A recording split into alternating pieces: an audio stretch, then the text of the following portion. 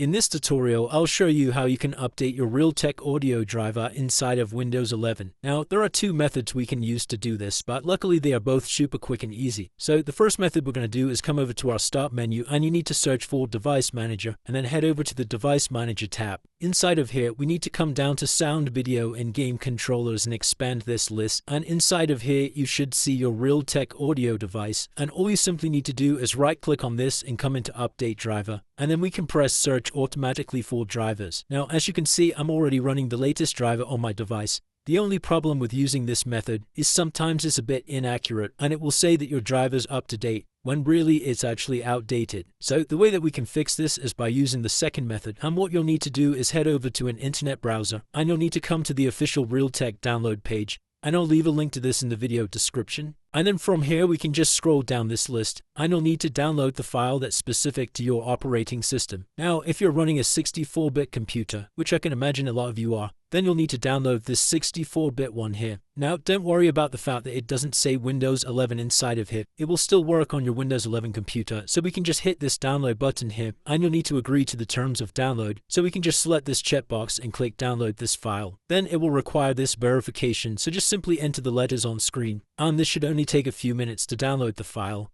Once the file download's complete, simply launch up the application and just let this extract the files to your computer. And we're going to go through the steps by pressing Next, click on Next again, and once that's installed, you'll need to restart your computer in order for the changes to take effect. And once you restart your computer, your Realtek audio drivers will be ready to update. And that's it, guys. That's how you update your Realtek audio drivers inside of Windows 11. If this video did help you, then please drop a like and subscribe. Until next time.